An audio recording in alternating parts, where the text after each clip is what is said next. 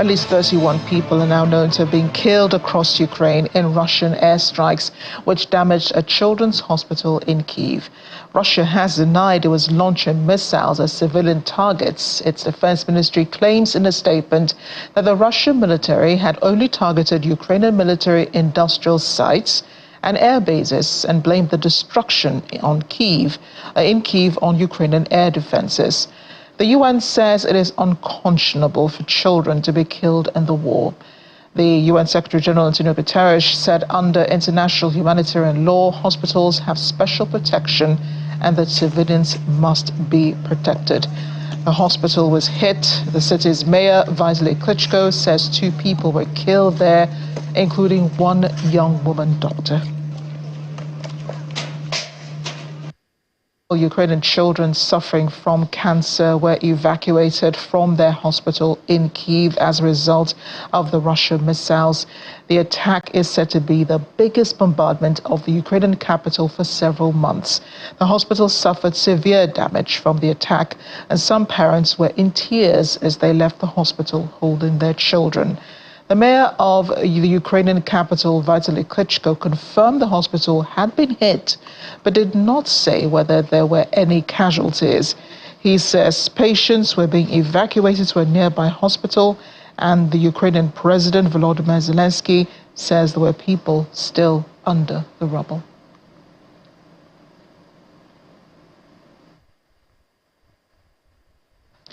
Speaking of the Ukrainian President Volodymyr Zelensky, he held a moment of silence during a news conference with Polish Prime Minister Donald Tusk in Warsaw today. Zelensky asked all media and officials present to stand for a minute of silence to pay tribute to those killed in the Russian missile strikes, which killed, as of that time, 29 people and also hit the children's hospital. During the conference, Zelensky called on Kyiv's allies to give a firm response to today's attack. The president said Ukraine is waiting for concrete steps from its Western partners to strengthen its air defenses and protect its energy sector.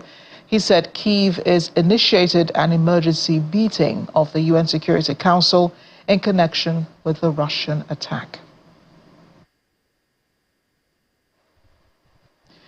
Now, in response to today's rare daytime attacks across Kyiv, the newly elected government of the UK has recently offered its response. New Foreign Secretary David Lammy describes the hospital strike as the most appalling attack on Ukrainian civilians. After describing the UK's support for Ukraine as ironclad, he says, and I'm quoting here, "We must hold those responsible for Putin's illegal war to account." Meanwhile, Prime Minister Keir Starmer took to social media to condemn the attack on innocent children as the most depraved of actions. Emergency services have been picking through the wreckage to search for survivors following the attacks by Russian missile strikes on Ukraine today. In the aftermath, people formed a human chain to remove the rubble piece by piece. Dozens of volunteers, doctors and rescue workers are digging through rubble, but with the amount of damage inflicted on the building, it could take some time to complete. Emergency workers at the scene are not sure exactly how many people, living or dead, are still trapped inside the rubble, according to reporters on the ground, but they are working as fast as they can.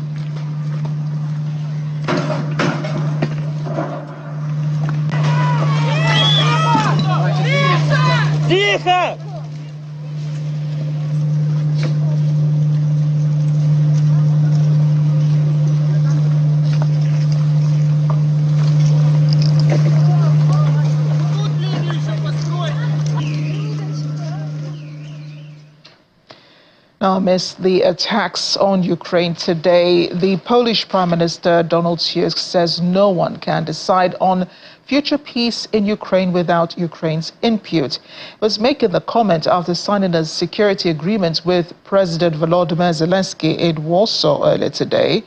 Tusk says Ukraine can count on Poland's support in its aspirations to become a NATO member. Zelensky arrived in Warsaw early today to sign an agreement on security cooperation and discuss expectations ahead of a NATO summit in Washington. Zelensky and Tusk will also talk about Poland's participation in restoration of Ukraine, trade development and humanitarian cooperation, according to his office. He also met with the Polish President Andrzej Duda.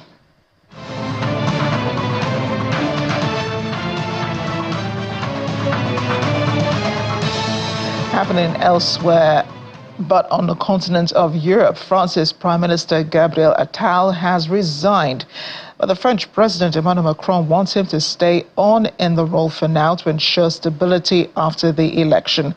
President Macron refused the resignation of the country's prime minister, asking him to stay on as the country faces weeks of political instability after a shock snap election result.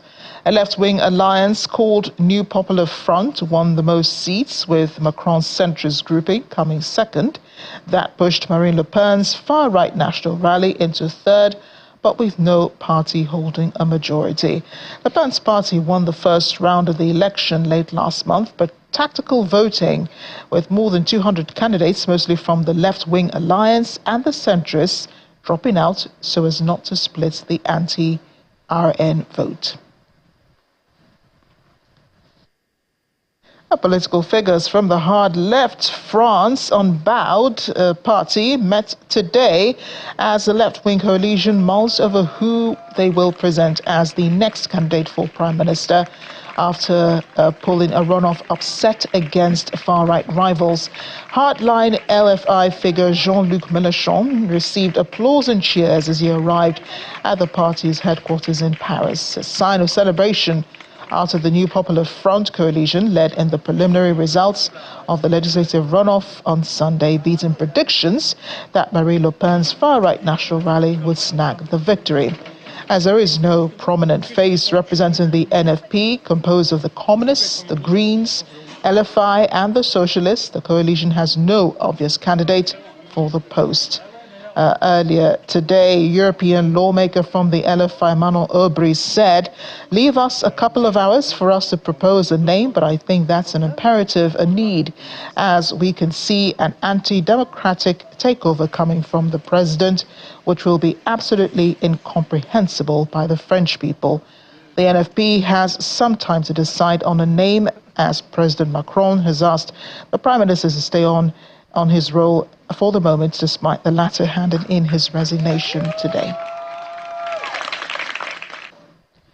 So the man who would have been France's new Prime Minister, Jordan Bardella, has responded to Sunday's, I wouldn't call it a loss, but Sunday's performance by his party, the National Rally, in the runoff elections. He says it's time to rise to power. The rise to power has merely been delayed, echoing Marine Le Pen's words on Sunday after the vote. France is facing what we call a hung parliament after left-wing New Popular Front coalition led in the election result ahead of previous favourite, the National Rally, and President Macron's majority. Speaking to reporters outside the party's headquarters in Paris, he said, "Of course, we always make mistakes. I've made some. We all made some, and I take my share of responsibility for these results." He blamed a joint call for the NFP, by the NFP and by Macron for candidates to drop out of three-way runoff races in an effort to impede the RN's path to absolute majority in the National Assembly. Still, Bardella said victory for the National Rally will come in France's next elections, with the 2027 presidential race in its vision. According to him, the wave carrying us is a strong one, and this wave will lead us to power. The VOA's Lisa Bryant is in Paris, where she had a bird's eye view of the elections. Lisa, thanks for joining us today. And you know, really, the performance of the National Rally, quite unexpected. They came from a real high the previous Sunday, in which they won the majority of the votes.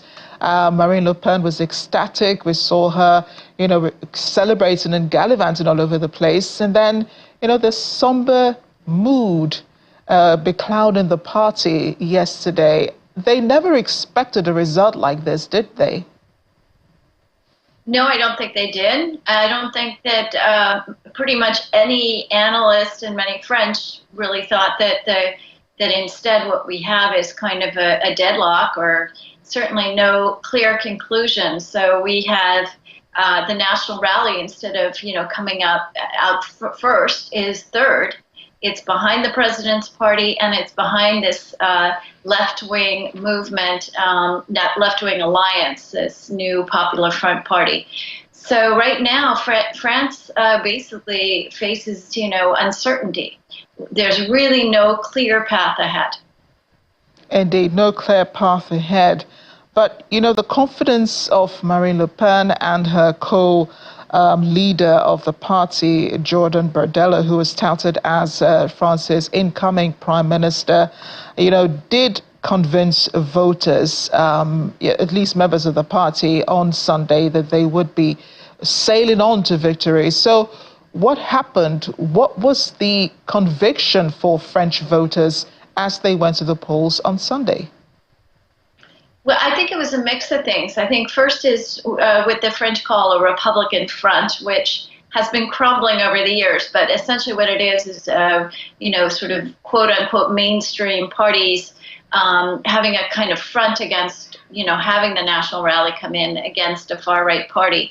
And that, even though it's waning, it clearly held. So as you had noted, certain parties were dropping out of three-way races where they didn't really have a chance of winning in favor, let's say, of the left, or in favor of Macron's centrists. The other thing is that ultimately it shows that French are not ready for a far-right government. We don't know what will happen in a couple of years, and clearly many more French are voting for the national rally today than they did even a couple of years ago. I mean, still they won several dozen more seats in Parliament that they had now. And, in the European Parliament elections that just took place, they got about 33% of the vote. So they still remain a major force in French politics. And as you noted, there's this 2027 elections that are coming up, the presidential ones.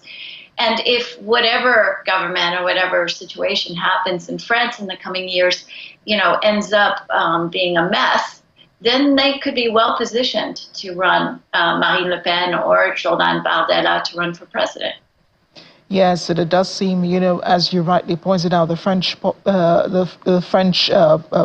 population is, favoring, Marine Le Pen's party, the far right, and Jordan Bardella took responsibility for how the votes turned out. We didn't see that in Marine Le Pen. Jordan said that he took responsibility. He said he made mistakes. What is he talking about? Well, I think we'll see what Marine Le Pen will say. But, he was the sort of standard bearer for the national rally when he was running. And there were some issues about candidates that had fairly extremist, sometimes anti-Muslim, and sometimes anti-Semitic discourse. So there were some candidates that weren't sort of the new image, reflecting the new image of the national rally, which is really trying to put the past, when it was really considered an extremist party, the past, and really trying to be, quote unquote mainstream as they see it. So because I think he was a standard bearer, he was good, being slated to be the next prime minister, it probably made sense that he took his share of the blame. Others are doing the same. But I don't see him bowing out of the national rally. He's, young. He's really attracted the youth vote. He doesn't have some of the baggage that Marine Le Pen has, which is her family and her father, which founded the movement. So I don't see him, sort of fading into the landscape anytime soon. Yes, and the quest for a new prime minister for France begins. Jean-Luc Mélenchon, who we saw earlier, he's hoping, to eventually clinch a title. He does say that he'll need the rest of the week to decide which of the candidates to put forward a candidate for the position. But there are so many choices, aren't there? Because his party is made up of coalitions, and it will be very difficult, wouldn't it, Lisa, to decide on the candidates to put forward, wouldn't it? Yeah, I mean, I think that Jean-Luc Mélenchon is probably the best-known face of this coalition, but he's a very divisive figure. There are a lot of French who don't like him. They consider him too far left. There are critics who say he's anti-Semitic. I think that there are questions about, he's not, he's a bit skeptical about the European Union. There's issues about Russia. He's got a lot of baggage, and the president, Emmanuel Macron, reportedly does not like him, and vice versa. So, I mean, it's important to remember that this leftist coalition did very well. They came out first, but they didn't win a majority. Nobody did. And so, they don't necessarily have a say on who's going to be the next prime minister either. It's also going to be difficult, as you noted, to find this figure that will be acceptable to, let's say, the centrists and to the left if they ever do decide to have some kind of cohabitation government, which France is not used to having, and we'll see how that works. But there's a few figures, but nobody really easily comes to mind. One of them might be the former French president François Hollande, but he's also divisive. So there's a lot of unknowns, and we can't forget that France is hosting the Olympics in 3 weeks. So it's a pretty crazy situation. Yes, and Hollande had said he hasn't indicated any interest in becoming prime minister. The man who sits on the position right now, Gabriel Attal, announced his resignation today, but the president asked him to hold on until at least a new prime minister is nominated and appointed. What sort of prime minister was he? Was he a favorite of the French people? He really didn't last. He only lasted a few months. He's a young guy. He's, I think, 34 years old. He was Minister of Education before he got tapped by Macron, but he really hasn't had much time. He's extremely untested. And it was reported that, in fact, when Macron called these snap elections, he didn't even tell Attal, his prime minister. Oh. So I think that, it's unclear how long he will be staying on as prime minister. Again, France is hosting these Olympics, and, he may stay on through the Olympics, maybe until the fall or even, longer. It depends on what kind of government. I don't think the French have really formed an opinion one way or another about him. And he's a young guy, so his career is probably not over. Well, speaking of the Olympics, Lisa, how is France preparing to receive representatives from all over the world? And wasn't this a bit ambitious, having an election, a snap election, in the same year that you're having the Olympics? Yeah, and literally within weeks before it was supposed to start. So yeah, it was. Ambitious is a really nice word. A lot of people say Macron made a mistake. And in fact, I think the sense was that the president assumed that after the European Parliament elections and this huge, surge by the far right, maybe French would rally behind his centrist alliance. And that didn't happen. And in fact, the president lost dozens of seats in Parliament and lost its relative.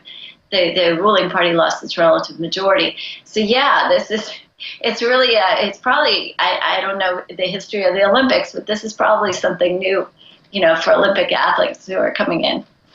Well, the president definitely not looking forward to the next few months under a new parliament. That will be tough for him, wouldn't it, Lisa? Yeah, it will be tough for him. And, the thing is that Macron has never, he's been criticized for being autocratic and having sort of this top-down policy. Now he's going to have to strike some deals if he's going to want to move forward and have anything happen. And, the left, has platforms that could risk at least stymieing or rolling back some of his reforms. Like they want to get rid of his very hard-reached pension reform that moved the retirement age from 62 to 64. So we don't know what's going to happen in the weeks to come, but this is not going to be an easy time for Macron. That's very certain. Exciting times of French politics. Exciting times for French politics. Lisa, thanks again for navigating us through the muddle of it all. My pleasure.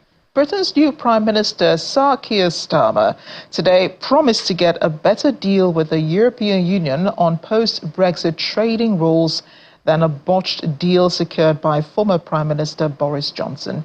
Speaking to journalists in Belfast, Northern Ireland, as part of a tour of the 4 nations of the United Kingdom, Starmer highlighted that improving the UK's relationship with the EU would require a commitment to uphold existing agreements.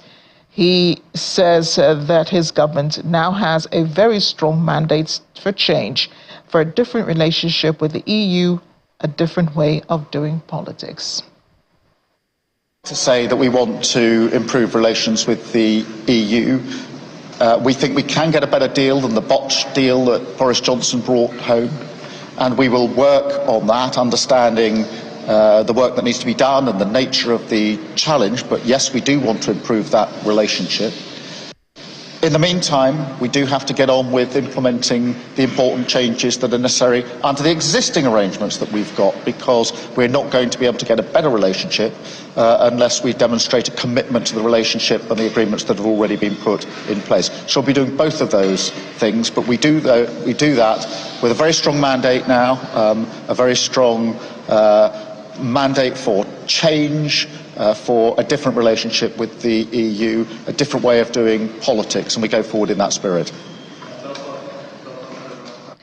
The British Prime Minister on Saturday confirmed his newly formed government would not pursue his predecessor's policy to deport asylum seekers who arrive in small boats to Rwanda, and in the scheme before any flights took off.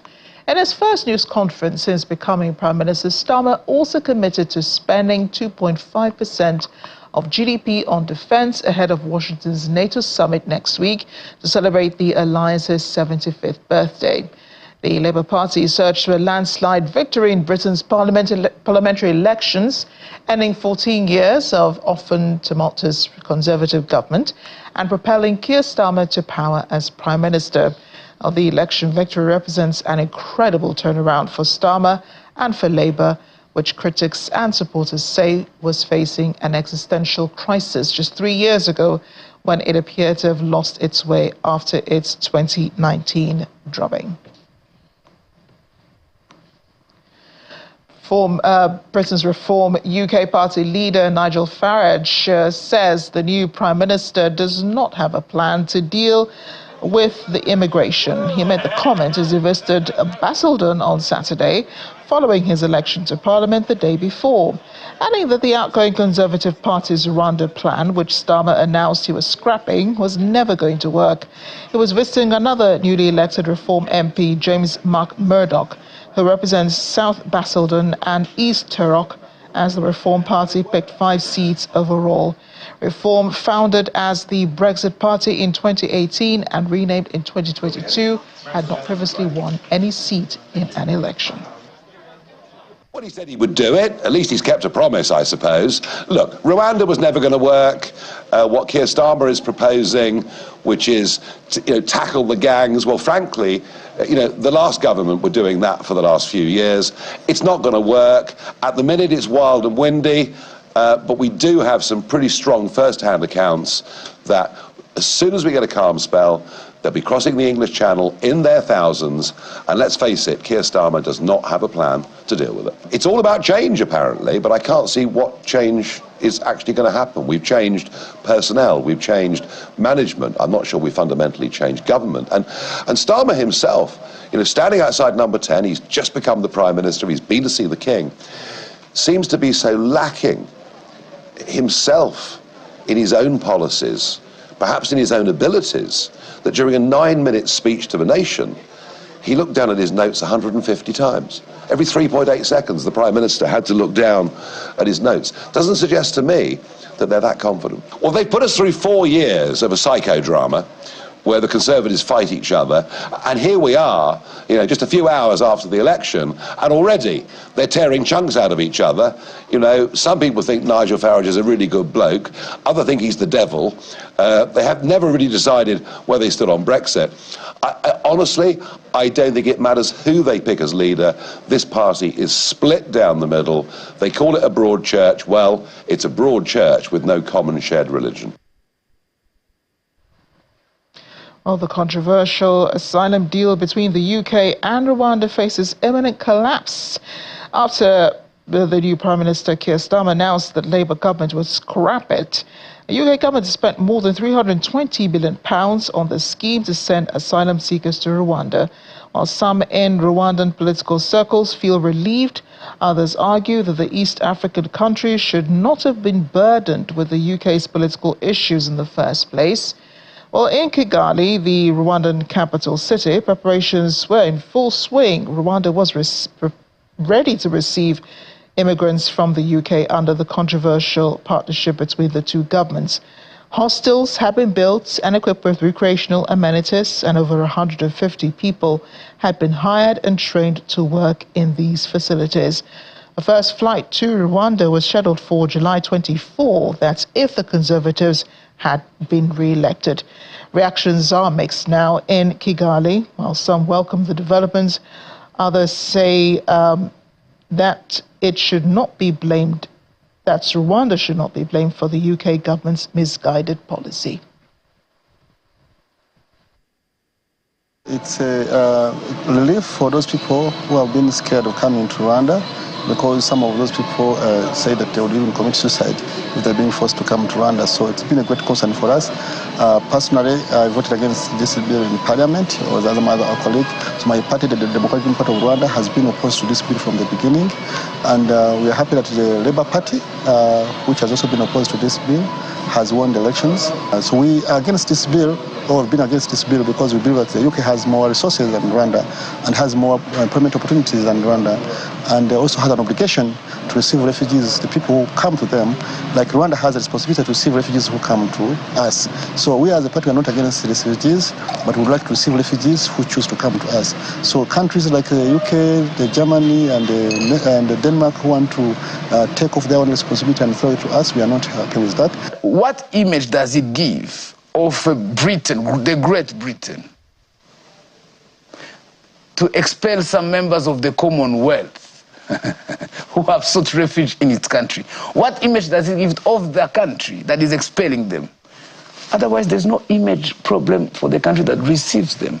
Why is it supposed? Do you know what the word Commonwealth means? It means wealth that is shared, isn't it? Now you have a country that is where the Queen, the country of the Great Britain, is trying to expel people so that they don't get to share the Commonwealth. Reactions from Rwandans about the UK-Rwanda asylum deal. Let's bring in now immigration lawyer Dayo Fadino, who's also been closely following the story. He's in London. Dayo, great to see you. And I'm sure that, the developments, especially with the Prime Minister's announcement on Saturday, I'm wondering, what were your initial thoughts with what he said?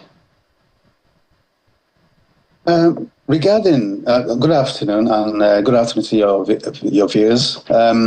Yes, well, what the Prime Minister actually said about the Rwandan situation is quite clear, really. Is going to be, what he stated very clearly is that it's going to be getting rid of that Rwandan policy and Rwandan scheme. It's not going to work at all. And it's not going to work for, so many reasons, which he stated whilst he was campaigning. First of all, the Rwandan scheme that the Tory party had in place and that the party wanted to implement if it had won the elections, that very particular scheme flouts international law, and it tramples so heavily on the UN Geneva Convention to do with refugees and the European Convention on Human Rights. And on two good occasions, the Court of Appeal and the Supreme Court stated very clearly that the scheme itself would breach international law and also breach the rights of people who would have been sent to Rwanda. So clearly, that the scheme would never actually have worked at all. And no surprise that the new Prime Minister has now decided to scrap that very particular policy. Do you think for a second that perhaps if Rishi Sunak had remained as Prime Minister, maybe this was something he really didn't he didn't want this pinned on his legacy, given that, starting for the deal itself, the implementation of the deal, the first flights had been postponed and rescheduled, finally rescheduled to July 24th. And he went ahead with that, knowing that there would be an election. Well, he called a snap election earlier this month. Do you think that he probably foresaw what could happen? The fact that, the deal wouldn't even take off eventually? There's no way I'll be able to get into the mind of the former Prime Minister. But what I could sense, or what I feel, was the fact that I think he was of the opinion, and I think he knew that that he might possibly lose the general election. Hence the reason why he decided to at least put a date to when he would want to actually start, sending people to Rwanda. And another reason, as much as he was banking on the fact that he might be able to win the elections, he made it very clear to the British people, that this is what he wanted to do with the Rwandan policy, to send people back to Rwanda, people who actually come to the UK illegally, back to Rwanda. But the people voted very heavily against the Tory party.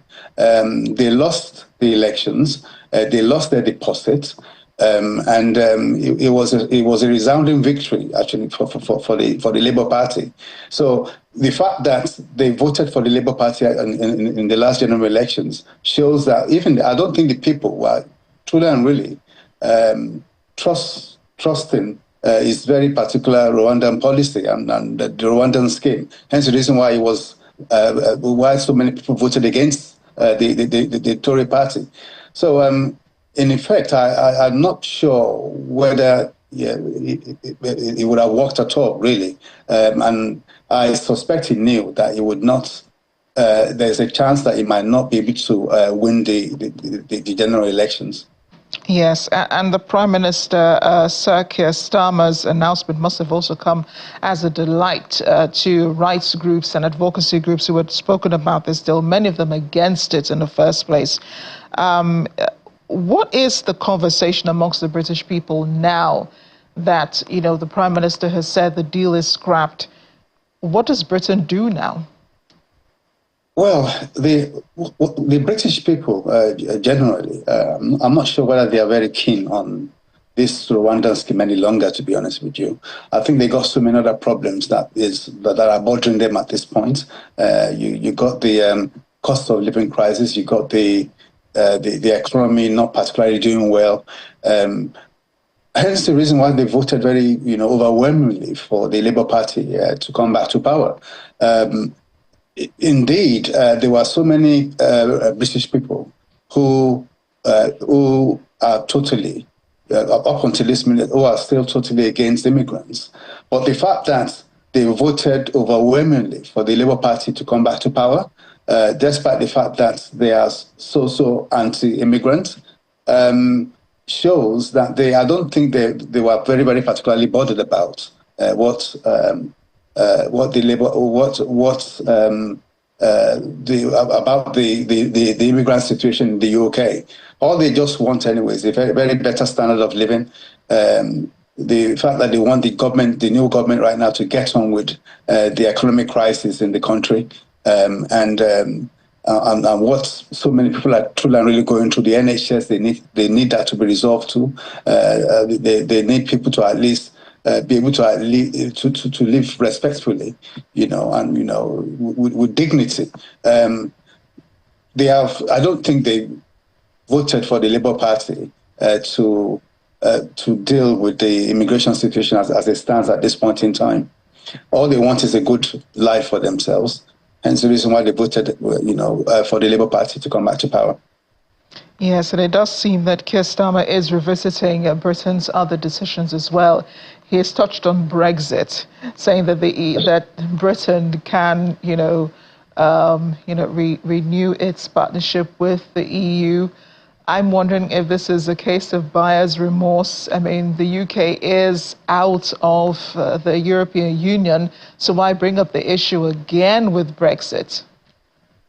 Well, you remember that about 8 years ago, when the Brexit election took place in 2016, Keir Starmer, the new Prime Minister, was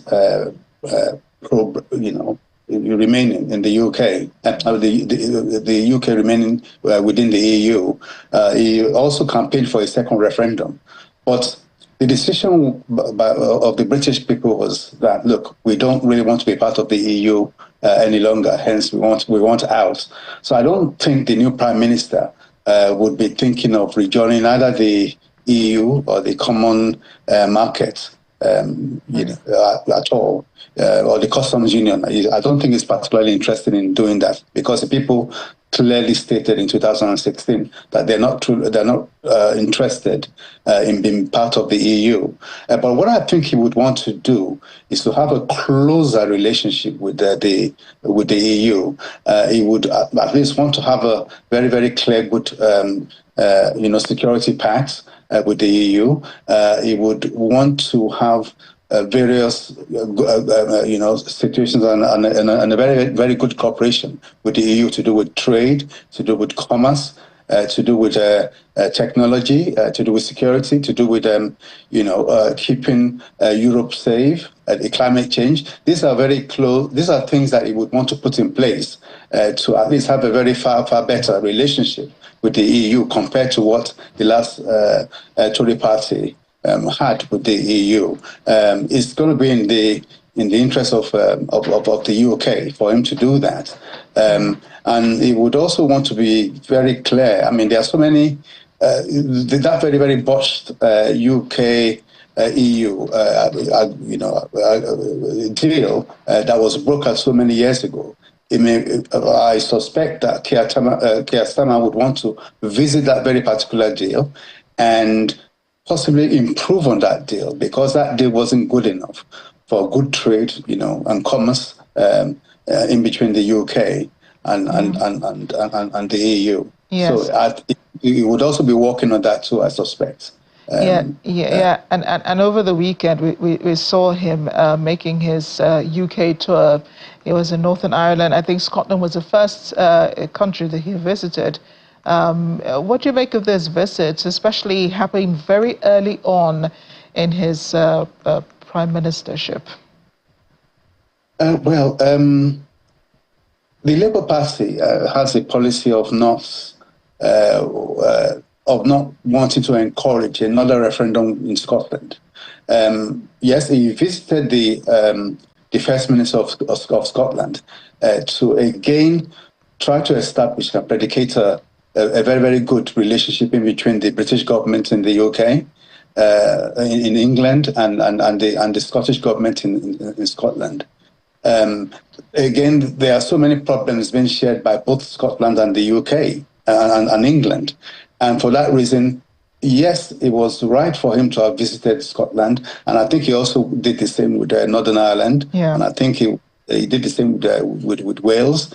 Again, if the union is to work properly, yeah, it was right and proper that he made this visit to all these three nations within the UK. He wants, as he very clearly stated in his whilst he was campaigning, he wants unity, he wants change, and he wants to do things quite differently compared to what we had when we had the Rishi Sunak Tory government in power. Of course, he's doing something quite different at this point in terms of at least making the union work properly. Yeah. Thank you so much, Dayo, for going through these issues with us. We appreciate your analysis on the world today. Oh, it's a pleasure. Thank you very much. It's a pleasure. U.S. politics now facing continued pressure to bow out of the United States election race. President Joe Biden told fellow Democrats he's committed to his 2024 campaign and is the best person to beat Republican Donald Trump. In a letter to Democratic Party lawmakers earlier today, President Biden said despite recent speculation, he's firmly committed to staying in the race to run this race to the end and to beating Donald Trump. He appeared exhausted and lost his train of thoughts during the presidential debates, the first presidential debate 2 weeks ago, prompting questions about his health and viability as a candidate in November's election. To the weather, Hurricane Beryl has made landfall in Texas with gusts of up to 87 miles per hour. Authorities are warning of life-threatening storm surges. The state governor's office has repeatedly urged residents not to underestimate the storm, while oil ports have been closed and flight schedules face disruptions. Beryl caused at least 10 deaths in the Caribbean before being downgraded to a tropical storm as it hit Mexico's Yucatan Peninsula. Speaking of Mexico, the northern part of the country experienced a scorching heat wave with temperatures over 50 degrees Celsius, causing significant hardship for local residents, many of whom are struggling to cope with the extreme weather. Locals in Mexicali, Baja California capital, avoided stepping out in the scorching heat on Saturday, trying to keep themselves hydrated to beat the heat wave. The region toils under soaring temperatures. Thermometers recorded temperatures above 51 degrees Celsius on Saturday. The weather system forecast high temperatures to continue this week.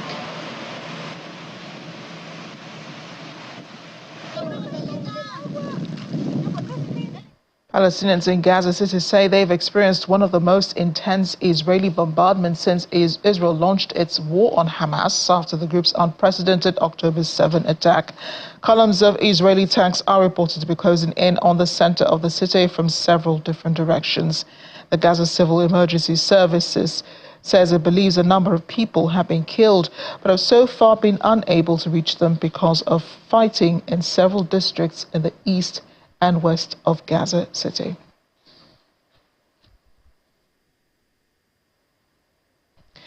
Boeing has agreed to plead guilty to a criminal fraud conspiracy charge after the U.S. found the company violated a deal meant to reform it after 2 fatal crashes by its 737 MAX planes that killed 346 passengers and crew. The Department of Justice said the plane maker had also agreed to pay a criminal fine of $243.6 million. However, families of the people who died on the flights 5 years ago have criticized it as a sweetheart deal that would allow Boeing to avoid full responsibility for the deaths, one of them calling it an atrocious abomination. The settlements must now be approved by a U.S. judge. By pleading guilty, Boeing will avoid the spectacle of a criminal trial, something the victims' families have been pressing for. We're on to the Indian Prime Minister Narendra Modi's visit to Moscow. He arrived earlier today for a 2-day state visit. President Vladimir Putin will hold informal face-to-face talks with Modi later today, according to the Kremlin. A top Indian official said last week that fixing India's trade imbalance with Russia and securing the discharge of Indian citizens who were misled into fighting in the Ukraine conflict would be among Modi's top priorities in Moscow.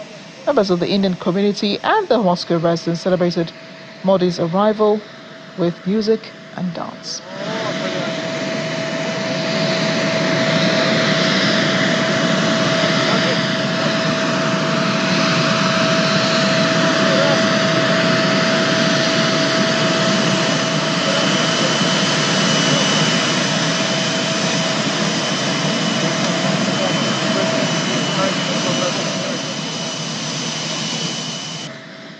Was a different kind of celebration in North Korea, where they commemorated the 30th anniversary of the death of state founder Kim Il-sung. Footage provided online showed the people, North Koreans, laying flowers at and bowing to his statue on Mansu Hill in Pyongyang. We're also seen paying a 3-minute silent tribute to Kim Il-sung, where the nation's flags were lowered at half-mast at the Kim Il-sung Square. Kim Il-sung led his country from its founding in 1948 through the 1950 to 53 Korean War until he died on July 8, 1994. He was succeeded by his son, Kim Jong-il, who died in December of 2011.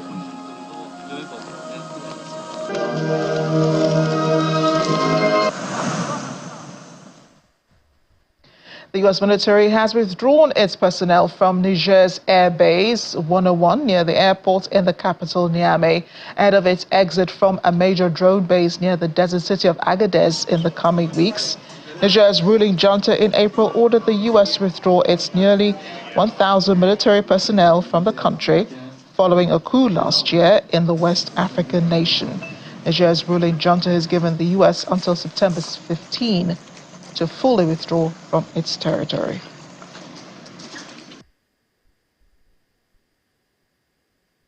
The United States Department of Defense and the Nigerian Ministry of National Defense of the Republic of Niger wish to announce the withdrawal of U.S. forces and assets from Air Base 101 in Niamey is complete.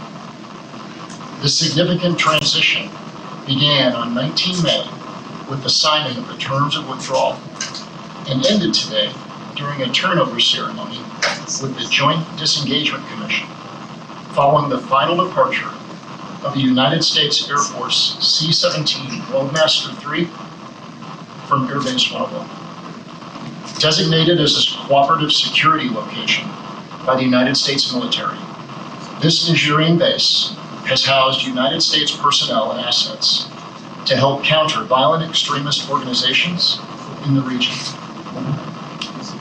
The effective cooperation and communication between the United States and Nigerian armed forces assured that the turnover was finished ahead of schedule.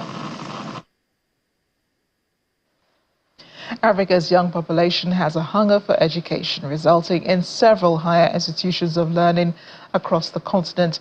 One of them is the African Leadership University. It stands out as it promises a journey of self-discovery and direction for many. The pressure for higher education is growing on the continent, and with the desire to study abroad, many young Africans are realizing that acquiring a degree should be attached to one's life mission and goal.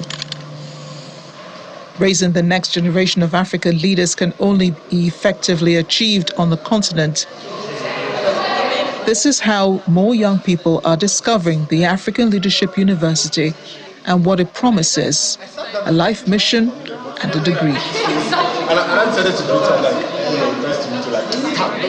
The campus, which is non-residential, pays tribute to Africa's political creative leaders.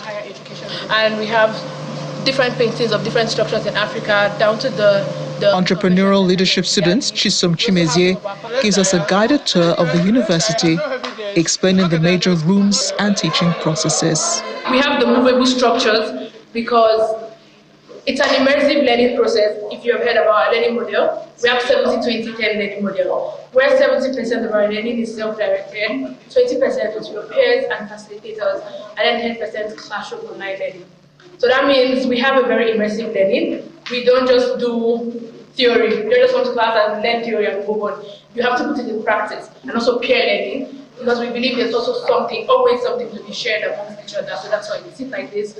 Later, she and another Nigerian student, Chidera Anile, who is studying software engineering, speak about how their life's journeys have brought them here. I applied to approximately almost 10 universities to get into, but I was looking for a scholarship, a fully funded scholarship. So luckily for me, that was something I found here at ALU. You know, when it's forcing you to study something else, it's when we come, we're introduced to the 14 grand challenges and opportunities. And from those grand challenges and opportunities, you get to identify what are you interested in. Actually, it was my sister that helped me see ALU. She found ALU and she referred ALU to me, and I tried it out. I'm like, let's just try. I'll be honest with you, I wasn't serious about coming to ALU. And I got in. I was like, okay. And I did a little bit of research on the school because they have a similar curriculum to Minerva University in the United States. And I discovered that they let you be you. Located in Kigali's Innovation City, the university was founded in 2017, but the present physical structure was built in 6 months in 2020. And that's the world today. Thanks for watching. I'm Amarachi Ubani.